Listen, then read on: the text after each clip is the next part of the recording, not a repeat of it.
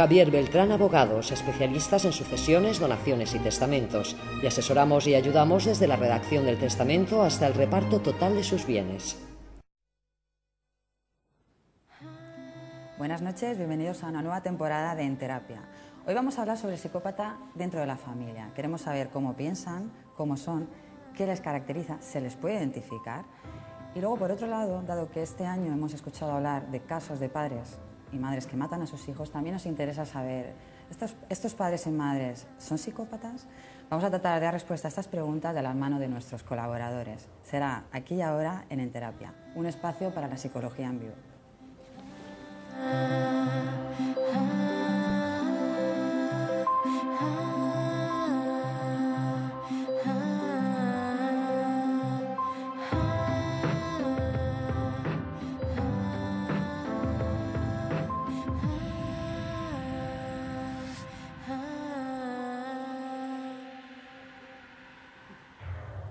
Bueno, pues para hablar del psicópata dentro de la familia, hoy contamos aquí con Juan Manuel Cuenca.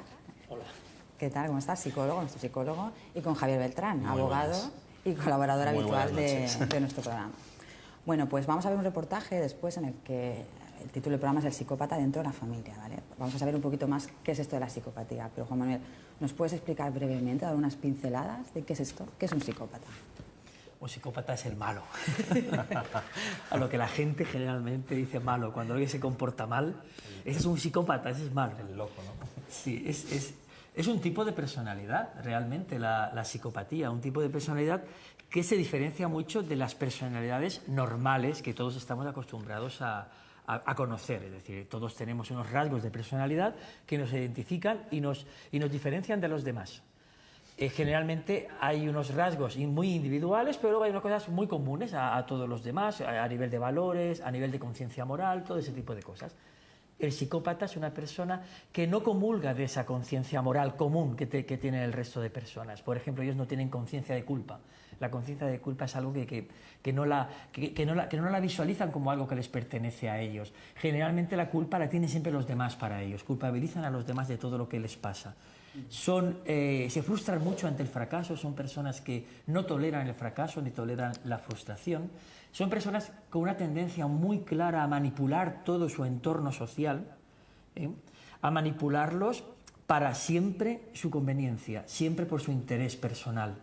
Con lo cual lo utilizan a las personas no como personas, sino como cosas, como objetos. Entonces no solo son los asesinos estos que vemos en las películas, son muchas más cosas. Un psicópata puede ser un padre de familia, puede ser un jefe, puede ser cualquier persona, porque es un tipo de personalidad. De hecho, dentro de la psicología y la psiquiatría, nosotros no utilizamos el término psicópata, que es mucho más habitual, es un trastorno antisocial de la personalidad, porque va siempre en contra de lo que el común social.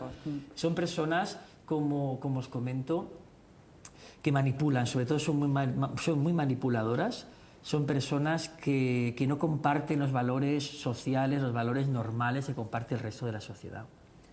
Javier, después de escuchar a Juan Manuel todo lo que ha dicho, claro, en tu día a día, que te encuentras muchos... Además de verdad, y lo primero es la distinción que ha dicho que es muy importante, Juan, y es que verdaderamente no todos los delincuentes son psicópatas. Esto es muy importante, el concepto cuando alguien llama a alguien delincuente o, por ejemplo, hablamos de ladrón, o en este caso asesino, no tiene que ser un psicópata. Esa psicopatía, nosotros en nuestro quehacer diario la orientamos hacia lo que es imputable o inimputable. Claro, en términos de estricta justicia, que sea un psicópata puede determinar que sea inimputable a nivel penal. Es decir, claro, esa psicopatía que puede tener, que la tiene que generar evidentemente el psicólogo forense, los forenses del juzgado, que determinarían quién es imputable o no. ¿Por qué? Porque si esa psicopatía, que nosotros en términos jurídicos le podemos aplicar lo que se llama la imputabilidad, es decir, a un psicópata se le puede imputar un delito, sabía lo que hacía y sabiendo lo que hacía pudo evitar hacerlo. Y esos son los conceptos que utiliza el Código Penal. Es decir, puede ser una persona que sea responsable de un delito, pero por esa psicopatía o ese trastorno, que me dirían ellos mucho mejor que nosotros, evidentemente, de hecho lo hacen así, se podría imputar un delito o no. Y ese es el concepto de imputable o inimputable. Puede ser que sea un eximente de la pena privativa de libertad, puede ser una atenuante, es decir, no concurren todas las características, en este caso psicópata o del imputable, por ese trastorno de la personalidad que tiene, y también se puede utilizar simplemente que se le imponga por este trastorno una medida de seguridad en vez de una pena privativa de libertad. Vaya. Más o menos. Bueno, se complica la cosa. Pues vamos a ver un reportaje ahora en el que profundizaremos un poquito más sobre qué es la psicopatía. Nos van a dar mucha información.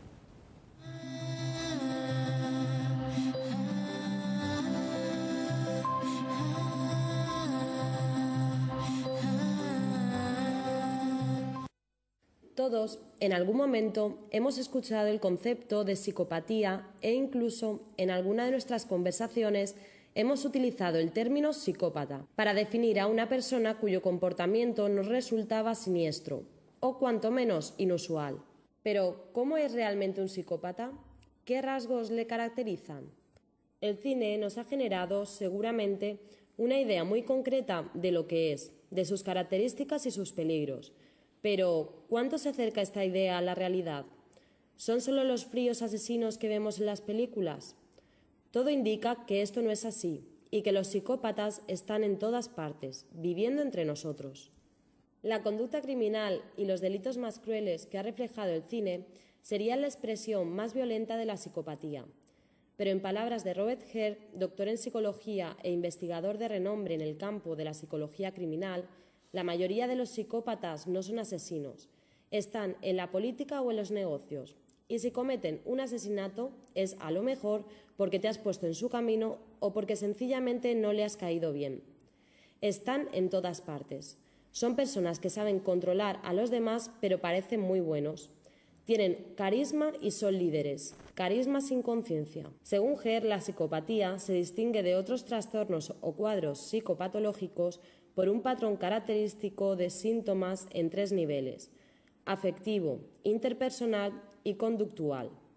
En el plano afectivo, estos individuos se caracterizan por experimentar emociones superficiales, por su falta de empatía, de ansiedad y de sentimientos de culpa o remordimiento, así como por su incapacidad para establecer vínculos duraderos con personas, principios u objetivos. En el plano interpersonal son arrogantes, egocéntricos, manipuladores, dominantes y enérgicos. Finalmente, en el plano conductual son irresponsables, impulsivos y buscadores de sensaciones. Suelen transgredir con facilidad las normas sociales y se caracterizan por un estilo de vida socialmente inestable que incluye comportamientos parasitarios y faltos de planificación. Los estudios realizados han podido establecer que alrededor del 1% de la población es psicópata y que este porcentaje se eleva hasta el 15% dentro de la población reclusa, lo que nos indica que cometen muchos más delitos que el resto de personas. Puede parecer un porcentaje pequeño, pero la percepción cambia cuando lo traducimos a números reales. Por ejemplo, estaríamos hablando de 2 millones de psicópatas en Estados Unidos y casi 450.000 en España. Para los psicópatas, ellos no tienen ningún problema. El problema lo tenemos en todo caso nosotros y durante el resto de sus días afectarán a cientos y cientos de personas y quizá a miles. De manera que su impacto en la sociedad está fuera de todas las proporciones más allá del número de casos. La pregunta que suscita esto es: ¿habrá algo que podamos hacer para identificarlos? ¿Podemos tener en cuenta todos los datos mencionados anteriormente, como la carencia de empatía, que se traduce en la incapacidad de ponerse en el lugar del otro y entender qué sienten, su egocentrismo y narcismo o incluso su estilo de vida, que consiste en buscar nuevas oportunidades, nuevas sensaciones que les proporcionen estímulos nuevos, ya que se aburren con muchísima facilidad. Todo ello siempre sin asumir ningún riesgo. Pero aún así parece ser que es muy complicado y que poco se puede hacer, ya que son grandes actores y viven como si estuvieran en un escenario, adoptando el personaje que más le conviene para cada situación. Sin embargo, a muy temprana edad sí pueden existir señales que nos advierten de que algo no anda bien. Allen Bradley, supervisor y agente especial del FBI, nos dice: la crueldad contra los animales no es una válvula de escape inofensiva en un individuo sano, es una señal de alarma. Los actos de violencia contra los animales han sido largamente reconocidos como indicadores de una peligrosa psicopatía que no termina con los animales en sí mismos. De acuerdo a Robert Ressler, quien diseñó los perfiles de los asesinos seriales para el FBI, los asesinos seriales muy a menudo comienzan matando y torturando animales, cuando eran niños. Por tanto, si bien cuando son adultos es muchísimo más difícil identificarlos, sí se puede realizar una labor de prevención y reducción del daño colateral si observamos estas conductas en los niños. Bueno, después de este reportaje seguimos aquí hablando de psicopatía. Y ahora, Juan Manuel, a mí me gustaría saber, esto que hablábamos antes de los padres que asesinan a sus hijos, ¿estos señores son psicópatas? ¿Qué pasa con ellos? Que han asesinado a sus hijos, eso es lo que pasa. Hay una diferencia muy grande. El psicópata no tiene por qué ser un asesino, no todo psicópata es asesino. Estaríamos hablando de grados ya muy extremos de psicopatía. El psicópata es un manipulador, o bien porque es un depredador que va cogiendo todo lo que le interesa, o bien porque es un parásito que manipula para succionar de todo lo que le interesa, que son dos conceptos distintos. El padre que mata a un hijo sí que es un asesino, ciertamente, o un homicida. Quizá tú perfectamente puedes decir ahora, sí, la diferencia, claro, ¿no?, entre homicida y asesino. Pero sí que puede tener algunos de estos padres o madres que han asesinado a sus hijos, sí que pueden tener rasgos psicopáticos, o lo que les motiva a asesinar a sus hijos pueden ser otras causas, ¿no?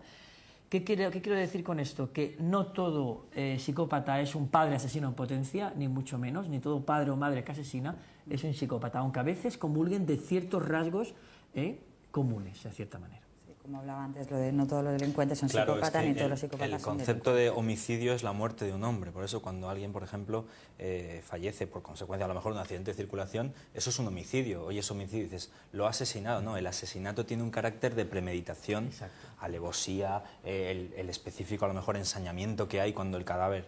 En el concepto de la psicopatía, el Código Penal es muy escasito, simplemente se limita a decir en lo que es la inimputabilidad en cuanto a que él tiene una alteración o un menoscabo psíquico, y luego hay un montón de factores para valorar ese grado de minusvalía, para entender que puede ser condenado precisamente por un asesinato, el asesinato de su hijo. Podríamos hablar aquí en este caso, como es un tema que está sub iudice, tampoco podemos hablar mucho de él, pero el tema de Bretón, que podría ser una persona perfectamente normal y haber asesinado a sus hijos. En ese momento, claro. No se sabe, la pericial que se le hace en procedimiento judicial determinaría que tiene una, me corregirías tú, una psicopatía grave y que ha podido causar eso. Pero, o que no.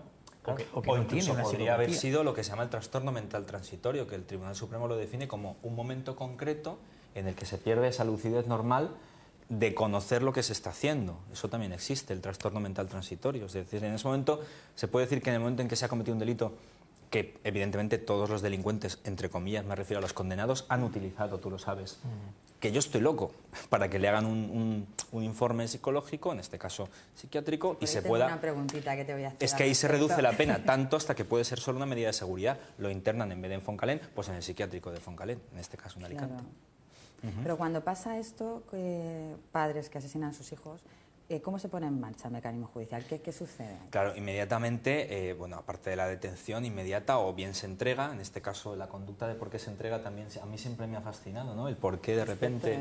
Claro, es el arrepentimiento, eso lo cuentas tú, pero verdaderamente es inmediatamente una pericial psiquiátrica de esta persona, porque es cierto que cuando, con independencia que luego sea imputable o no, es decir, si luego ya hay un procedimiento y se le juzga imputable o no, da igual, es cómo se le va a enfocar. Porque juzgársele se le va a juzgar. Lo que puede ocurrir luego es que haya una eximente completa de esa pena que se le va a imponer del delito y salga no absuelto, sino condenado con esa medida de seguridad, porque esta persona tiene una grave alteración de la percepción. No solo que le impide conocer lo que está haciendo, sino que eso por sí mismo no le ha impedido realizarlo físicamente. Y ahí es donde el mecanismo judicial obliga inmediatamente a esa... lo que podemos volver también a hablar de Bretón, ¿no? Le han hecho un informe y parece ser, presuntamente puede ser un psicópata. No se sabe, es todo presunto, ¿no? Y ese es el informe del mecanismo judicial que determina luego incluso cómo podemos llevar nosotros la defensa. Vaya, bueno, pues complicado. Sí, no es nada sencillo. Entonces, es muy complicado, ¿eh? Claro. No es nada sencillo. Se puede engañar, pregunto yo, se puede engañar a los informes, evidentemente. Claro que Podemos Pues encontrar ahora un falso psicópata. vamos a ver un reportaje un poquito más corto en el que nos dan una teoría alternativa a la psicopatía que nos ha parecido muy interesante. Vamos a verlo.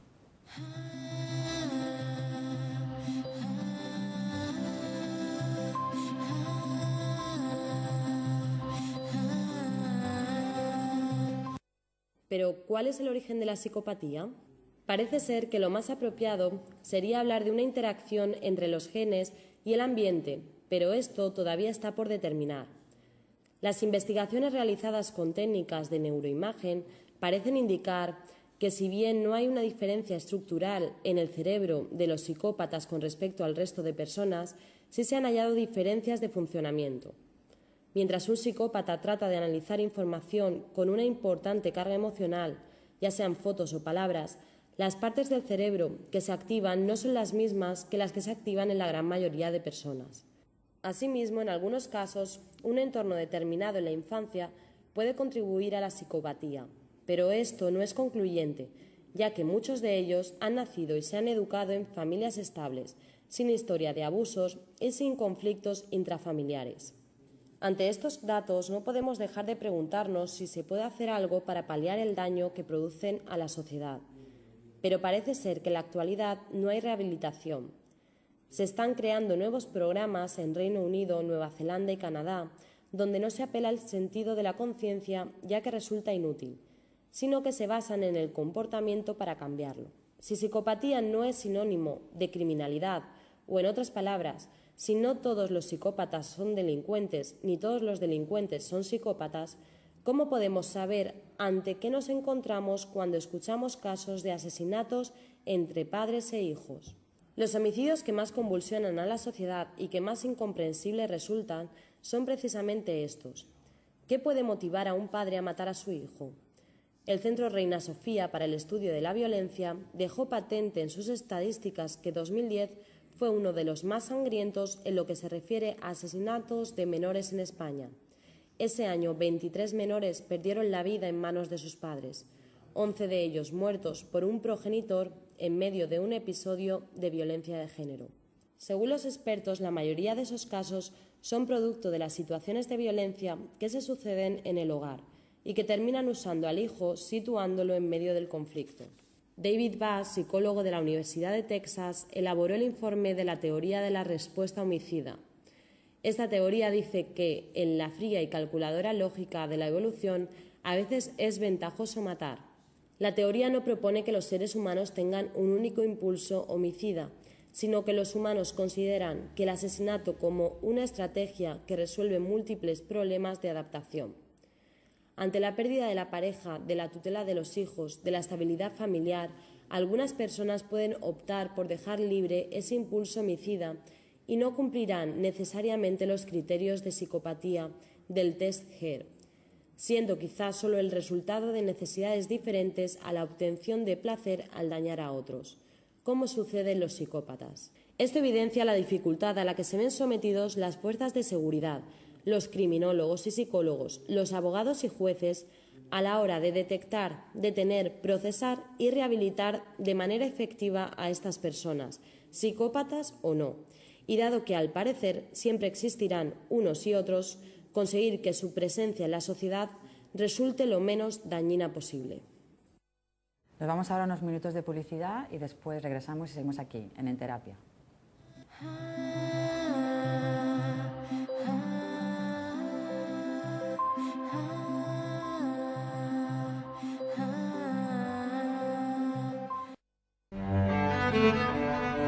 Desde 1995, en Javier Beltrán Abogados, aconsejamos, representamos y defendemos judicial y extrajudicialmente causas en el ámbito del derecho civil, mercantil, penal, económico y tributario. Javier Beltrán Abogados, la mejor estrategia individualizada para su caso.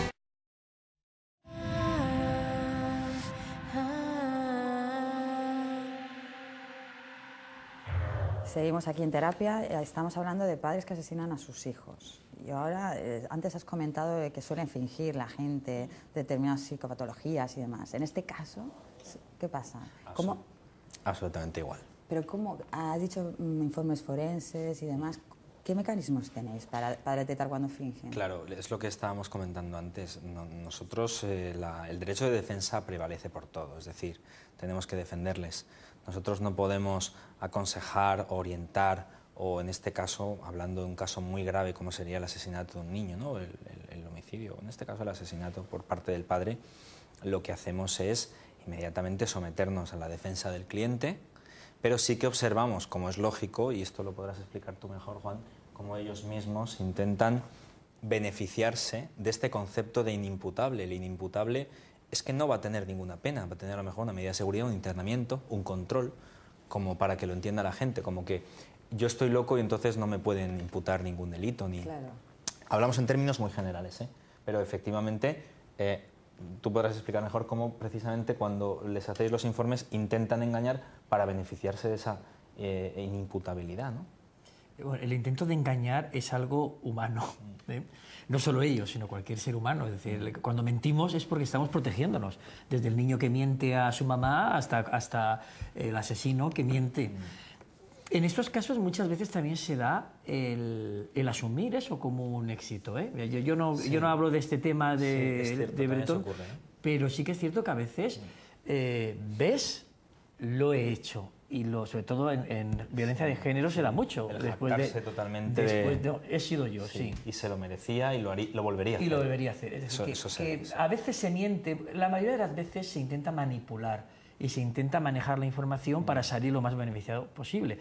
El perito, el psicólogo o el psiquiatra forense son los encargados de intentar descubrir. Lo que pasa es que gracias a la experiencia, gracias a los estudios, gracias a pues, toda la causística, pues es cierto que un buen perito es capaz, en cierta manera, de aproximarse hacia dónde está lo cierto y dónde está la mentira, dónde está la ocultación, para descubrir y desenmascarar al sujeto. Claro, pero es cierto que intentan mentir y otros no. Y además es que al juez o al tribunal, en este caso, cuando es un delito más grave, que normalmente suelen irse siempre a la audiencia provincial, le importa muchísimo el informe del forense en este sentido, porque si es inimputable, no se le puede imputar el delito. Es un poco perogrullo, pero es que es así.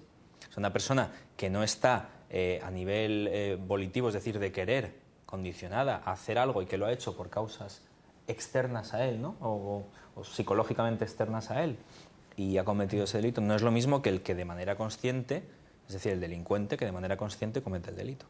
Claro, para eso habrá pruebas, me imagino. Claro, pasa que en el caso de los padres o madres que asesinan a sus hijos, sí que hay, en casi todas las ocasiones, hay una conciencia real de lo que se está haciendo, ¿eh? Pues esa es una pregunta que te quería hacer, y es precisamente qué puede llevar a un padre o una madre a cometer algo así, que todos nos quedamos, cuando lo escuchamos, no sabemos cómo reaccionar. Sí, hay un shock en la sociedad. Sobre todo, depende de la situación, cuando no es lo mismo estar separados que no estar separados y todo esto, ¿no? Pero sobre todo, la venganza, el sentimiento de vengarse del otro. ¿Por qué? Porque como tú no estás controlando la emoción de dolor que te produce la separación, por ejemplo, por poner... y yo tengo tanto dolor ante ti y te culpabilizo a ti de esa separación porque tú eres la culpable de que yo ahora esté mal. ¿Tú eres la culpable? O tú eres el culpable. Da igual. He dicho el culpable, la culpable, porque yo, en cierta manera, siento que esa separación me está doliendo tanto que la única manera que tengo de que tú también compartas ese dolor que yo tengo es con la venganza. ¿Y qué instrumento tengo? ¿A quién puedo coger? ¿Quién es más débil? ¿Quién es más fácil coger y hacerle algún tipo de daño? Los niños. Pero es cierto que los hombres, los padres, las madres, hay diferentes motivos que mueven a cada uno a hacer eso. Bueno, por lo que has dicho de lo de la venganza, claro, quizás eso le pasa más a los hombres. En casos de violencia de género tengo que deciros que yo estoy viendo un alarmante aumento de mujeres maltratadoras. Yo siempre digo que cuando se cierra la puerta de una casa nadie sabe lo que ocurre ahí dentro, pero ocurre. Sí que es cierto que es más lo que es, hablaríamos ya de violencia de género, sí. Por eso se han creado los juzgados de violencia que se llaman sobre la mujer. Pero yo tendría muchos casos que decir que es sobre el hombre. Entonces, en este concepto, en puerta cerrada, y hablando, por ejemplo, podríamos otra vez volver a hablar del tema de Bretón, pero habría muchísimos más que presuntamente parece que hubiera asesinado a sus hijos por hacerle daño a ella, que eso es lo que vemos en la televisión, sí. Todos los juicios paralelos que hay. Pero a puerta cerrada, evidentemente, el odio que se genera en un entorno familiar previo a una separación, que a lo mejor no se produce porque ya hay una agresión, Es tremendo. Piensa que el odio es una emoción muchísimo más fuerte que el amor. Vamos Totalmente. a empezar a decir. El amor es una emoción fuerte, pero el odio supera la emoción del amor. Además, pero es mucho más potente, mucho más descontrolada la emoción del odio que la emoción del enamoramiento.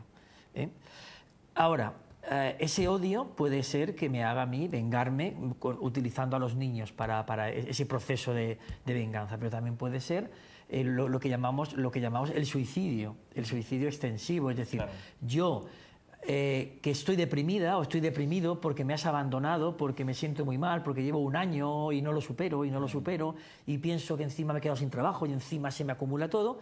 Pienso que la vida es una porquería, que la vida no tiene sentido, que no tiene futuro y no quiero que mis hijos sufran. Con lo cual voy a suicidarme y me llevo a mis hijos con eso. O evito que ellos sufran el suicidio lo que altruista que llamaríamos, matándolos a ellos. Quitándoles la posibilidad de que sufran, ¿no? Porque quiero quitarles esa posibilidad. Lo hacen como algo bueno, fíjate. Claro.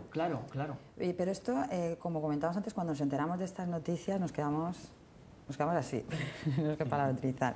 ¿Qué repercusiones psicológicas tiene esto para la sociedad, Juan Manuel?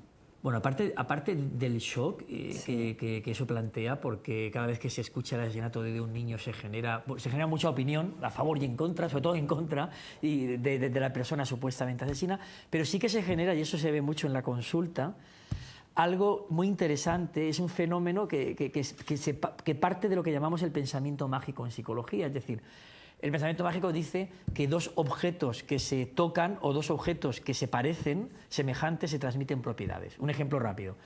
Si mi padre tiene cáncer, como tiene cáncer mi padre, yo creo que como soy hijo de mi padre, pienso que también voy a tener cáncer. Eso es un pensamiento mágico de dos objetos que se tocan. En el caso de lo que ocurre, y yo lo he visto muchas veces, muchísimas veces, es que imagínate, además ocurrió hace unos años, hace unos 5 o 6 años o más, en una población de la provincia de Alicante, una mujer asesinó a su hijo bebé, de 2 años tendría, no recuerdo bien.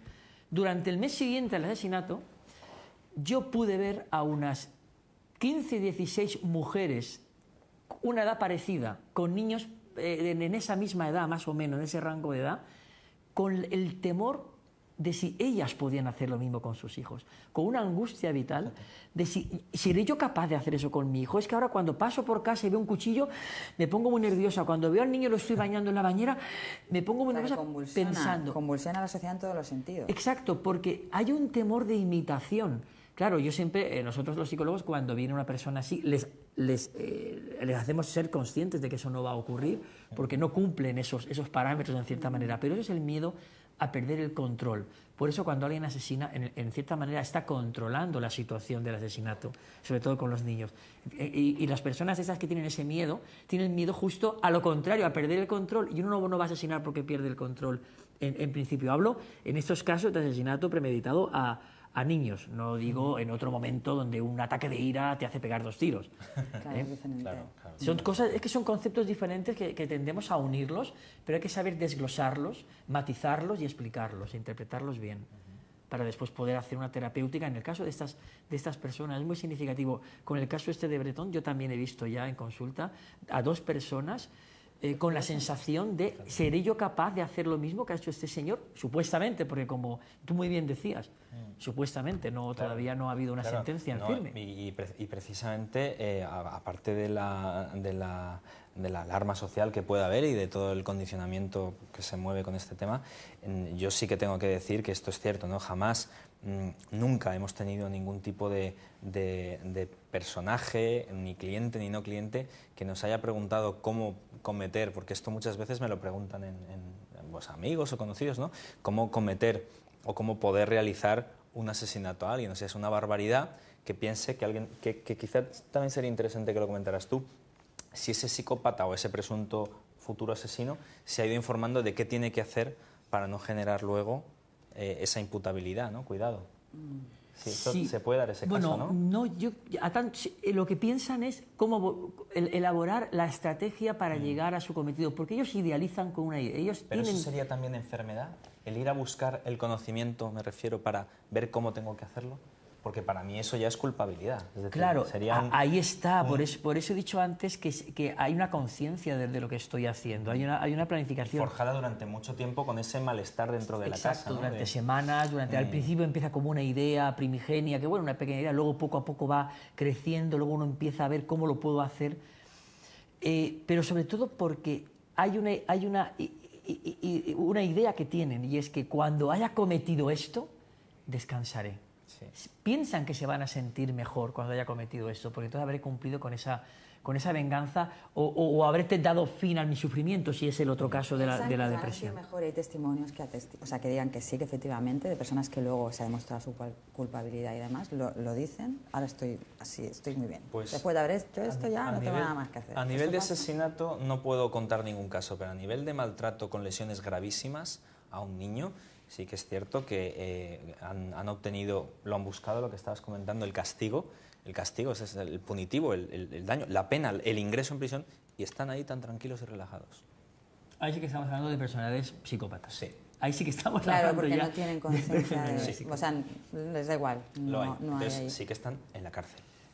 Pero cuando hablan, perdona, cuando hablamos de este tipo de temas es porque quieren aliviar el dolor. Cuando no hablamos de psicópatas, sino que hablamos de personas con un no control de sus emociones tan fuerte, que sienten tanto dolor que quieren aliviarlo. Ellos piensan, en su fantasía, que haciendo esto van a aliviar el dolor. De hecho, algunos se suicidan después porque son incapaces, después de haber cometido el acto, son incapaces de encontrar esa paz, ¿no? De encontrar esa paz, y entonces son incapaces de enfrentarse y por eso se suicidan después. Sí, quiero recordar, en el reportaje dice que un psicópata realmente, si te mata es porque te has cruzado en su camino y te pilla por ahí, o sea que todo eso que estás comentando, evidentemente... Psicópatas de un grado muy elevado de psicopatía. Claro, pero que no es que algo así a lo mejor tan premeditado. Y una cosa que sí que antes me gustaría saber, porque esto nos llama, yo creo que la atención a todos, cuando te encuentras que tienes que defender a una persona que, siendo prudente, vamos a decir el 99,9%, se sabe o se intuye que es culpable, ¿qué pasa? ¿Qué os pasa? Porque pues yo vuelvo a poner el caso, lo siento, pues oye, es un caso que se puede hablar porque está muy en la tele, es el caso de Bretón, vemos todos al pobre abogado del señor Bretón.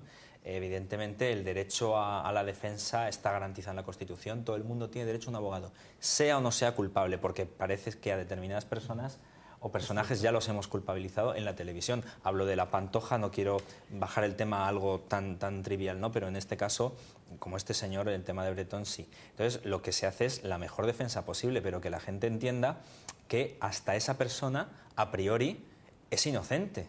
Todo el mundo tiene derecho a un juicio y a ser inocente hasta que se muestre que es culpable. Pero cuidado, en este caso hay unos mecanismos de protección que es el turno de oficio. Sí. Si este señor no ha contratado a su propio abogado, el Estado le pone uno, que, os lo comento y esto es cierto, suele renunciar al tema, salvo que le guste mucho el concepto mediático del personaje y se quiera quedar. Y al segundo abogado que le toca defenderle. Entonces, muchas veces te toca tragar con algo que no te apetece, pero tienes que hacer el trabajo lo mejor posible y ser su abogado. Bueno, y buscar estas cosas. Si verdaderamente hay un trastorno o hay un concepto para, en vez de eximirle de la pena, atenuarla, lo buscas. Profesionales hasta el final. Hay que hacerlo hasta el final. No, sois profesionales igual que pero nosotros. Es muy complicado cuando te ha tocado a ti defender, porque claro, cuando te toca acusar es muy cómodo, ¿no? Se supone que la víctima, pero cuando te toca defenderlo, o incluso un caso particular, tienes que dar lo mejor de ti. Bueno, pues este tema daría para un programa 2 y 3 más. De momento hasta hoy esto ha sido todo. Esperemos que hayan disfrutado, que las preguntas hayan sido resueltas y nos vemos el miércoles que viene a las 10:30 aquí en Terapia, un espacio para la psicología en vivo.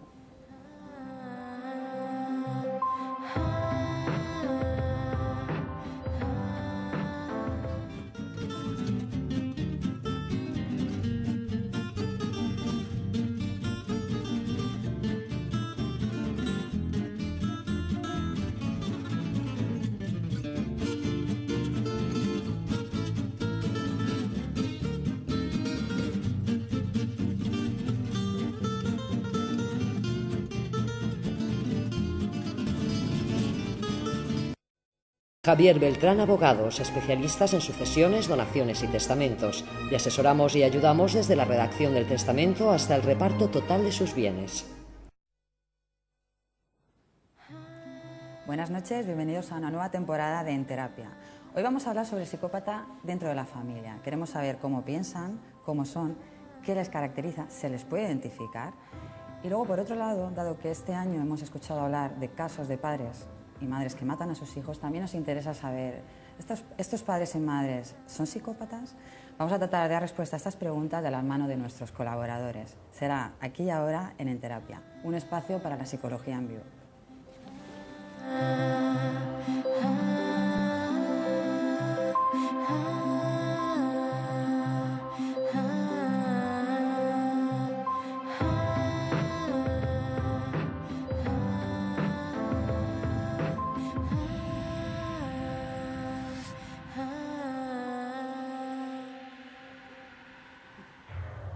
Bueno, pues para hablar del psicópata dentro de la familia, hoy contamos.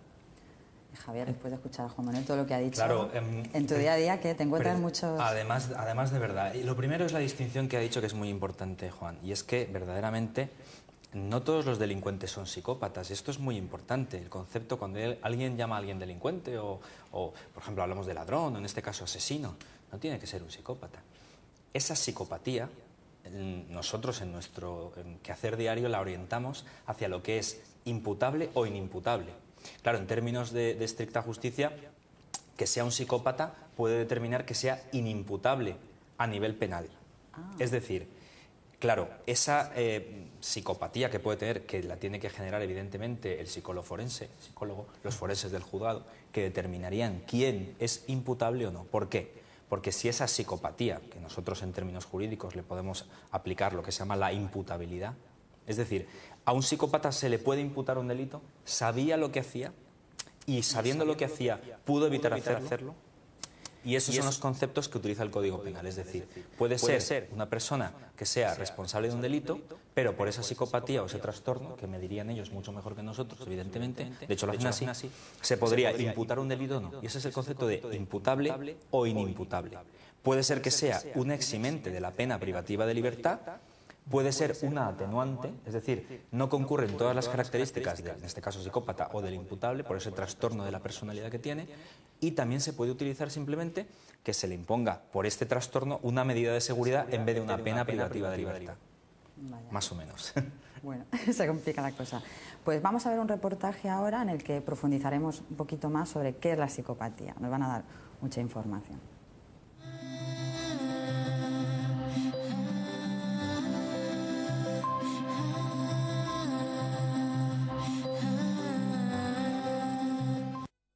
Todos, en algún momento, hemos escuchado el concepto de psicopatía e incluso en alguna de nuestras conversaciones hemos utilizado el término psicópata para definir a una persona cuyo comportamiento nos resultaba siniestro o cuanto menos inusual. Estamos aquí con Juan Manuel Cuenca. Hola. ¿Qué tal? ¿Cómo estás? Psicólogo, nuestro psicólogo. Y con Javier Beltrán, abogado y colaborador habitual de nuestro programa. Bueno, pues vamos a ver un reportaje después en el que el título del programa es El psicópata dentro de la familia, ¿vale? Vamos a saber un poquito más qué es esto de la psicopatía. Pero, Juan Manuel, ¿nos puedes explicar brevemente, dar unas pinceladas de qué es esto? ¿Qué es un psicópata? Un psicópata es el malo. A lo que la gente generalmente dice malo. Cuando alguien se comporta mal, ese es un psicópata, ese es malo. El loco, ¿no? Sí, es un tipo de personalidad, realmente, la psicopatía. Un tipo de personalidad que se diferencia mucho de las personalidades normales que todos estamos acostumbrados a conocer. Es decir, todos tenemos unos rasgos de personalidad que nos identifican y nos diferencian de los demás. Generalmente hay unos rasgos muy individuales, pero luego hay unas cosas muy comunes a todos los demás, a nivel de valores, a nivel de conciencia moral, todo ese tipo de cosas. El psicópata es una persona que no comulga de esa conciencia moral común que tiene el resto de personas. Por ejemplo, ellos no tienen conciencia de culpa. La conciencia de culpa es algo que no la visualizan como algo que les pertenece a ellos. Generalmente la culpa la tienen siempre los demás para ellos. Culpabilizan a los demás de todo lo que les pasa. Se frustran mucho ante el fracaso, son personas que no toleran el fracaso ni toleran la frustración. Son personas con una tendencia muy clara a manipular todo su entorno social, a manipularlos para siempre su conveniencia, siempre por su interés personal. Con lo cual lo utilizan a las personas no como personas, sino como cosas, como objetos. Entonces no solo son los asesinos estos que vemos en las películas, No, no. son muchas más cosas. Un psicópata puede ser un padre de familia, puede ser un jefe, puede ser cualquier persona, porque es un tipo de personalidad. De hecho, dentro de la psicología y la psiquiatría, nosotros no utilizamos el término psicópata, que es mucho más habitual, es un trastorno antisocial de la personalidad, porque va siempre en contra de lo que Claro, el común social. Son personas, como os comento, que manipulan, sobre todo son muy manipuladoras, son personas que no comparten los valores sociales, los valores normales que comparte el resto de la sociedad.